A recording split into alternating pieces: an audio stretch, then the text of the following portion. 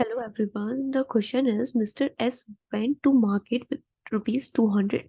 He needs to buy pen and pencil. Each pen cost rupees 220 and the 20 only. Each pencil cost rupees 5.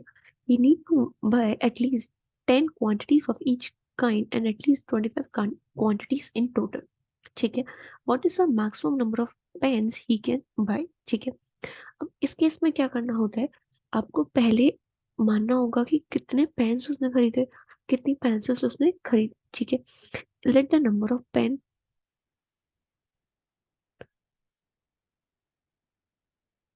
B x and pencil be y. ठीक है.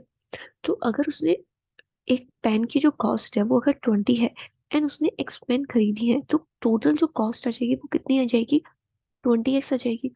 Similarly अगर pencil की एक मतलब one pencil का cost अगर 5 है, अगर उसने वाई पेंसिल खरीदी है तो कितना हो जाएगा, 5 बाई हो जाएगा. It has to be less than equals to 200.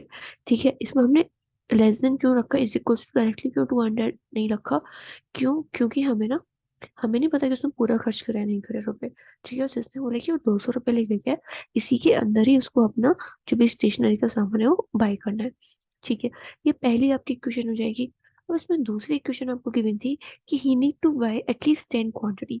ठीक है. It means x has to be greater than equals to 10, y has to be greater than equals to 10 and at least 25 quantities in total. It means x plus y also has to be greater than equals to 25. ठीक है. What is the maximum number of pen he can buy? कितने number of pen मतलब maximum कितने number of pen वो खरीद सकते हैं. इसके लिए आपको क्या करना है, सबसे पहले अब अगर हमें पेन को मैक्सिमम करना है तो हमें पेंसिल्स कम से कम खरीदनी होंगी.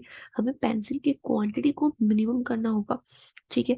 अब पेंसिल का इसने बोला है कि मिनिमम आपको 10 तो लेना ही है. ठीक है. अगर हम 10 पेंसिल बाय करते हैं तो इस इक्वेशन में अगर हम पुट करें फर्स्ट इक्वेशन में, तो कितना हमें पेन्स, नंबर ऑफ पेन्स कितने आएंगे वो कैलकुलेट करते हैं. 20x plus 50 has to be less than 200. 20x has to be less than 150. ठीक है. x has to be less than equals to 7.5. ठीक है. इसने बोला है कि x 7.5 से कम होना चाहिए, और बल्कि यहाँ इसने बोला था x तो ग्रेटर देन 10 होना चाहिए. ये तो कंडीशन ही सेटिस्फाई नहीं कर रही है. ठीक है. अगर आप इसमें और एक और वैल्यू ट्राई करते हैं, अगर हम y को 11 लेते हैं तो क्या आएगा, 20x प्लस में 55 less than equals to 200. 20x has to be less than equals to 145. ठीक है. तो x has to be less than equals to, ये कितना हो जाएगा, 7 एंड 7 2.5, 7.25. ठीक है.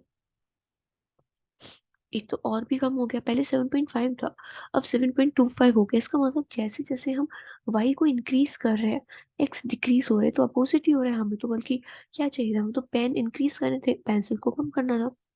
ठीक है. तो इसके लिए ऐसा कोई भी केस पॉसिबल ही नहीं होगा, ऐसा कोई सिनेरियो पॉसिबल नहीं होगा. ठीक है. और पता है इसका सेकंड मेथड आप कैसे कर सकते हो इस क्वेश्चन के लिए, आपको ये सब भी देखने का नीड नहीं है. आपको क्या करना है, सिंपल, मतलब आपको इसको रियल लाइफ से रिलेट करो कि आप मार्केट गए हो, आपके पास 200 रुपीज है. ठीक है. अब आपको एक पेन का जो कॉस्ट है वो 20 है, पेंसिल का कॉस्ट 5 है. अब आपको 10 क्वांटिटी खरीदनी है. ठीक है. आपको पेन कितने बाई करने हैं, 10 करने हैं. पेंसिल भी आपको कितनी बाई करनी है, 10 करनी है. ठीक है. 20, एक की कॉस्ट कितना है, 20 है. तो पेन आपके टोटल पेन ही 200 के हो गए. आप 200 रुपये ही लेके गए थे और आपके पूरे पेन ही 200 रुपये के आए हैं, जो मिनिमम आपकी रिक्वायरमेंट थी. और पेंसिल की नहीं तो आपके पास पैसे ही नहीं बचे. ठीक है. 10 into 5 दैट इज 50. ठीक है. इसके लिए तो आपके पास पैसे ही नहीं बचे. और ये बोल रहे हैं कि टोटल 25 क्वांटिटी खरीदनी चाहिए, यहाँ तो हम 10 ही खरीद पा रहे हैं केवल पेन. इसीलिए ये सिनेरियो पॉसिबल ही नहीं है. ठीक है. बिना सॉल्व करे भी आप इसको कर सकते हो क्वेश्चन को लॉजिकली. ठीक है. आई होप आपको दोनों मेथड्स में समझ आ गया होगा. एंड इसमें ज्यादा उसमें था नहीं, बस आपको इसको जो लैंग्वेज दे रखी थी इसको डिकोड करना था कि लैंग्वेज क्या कह रही है. ओके. Thank you.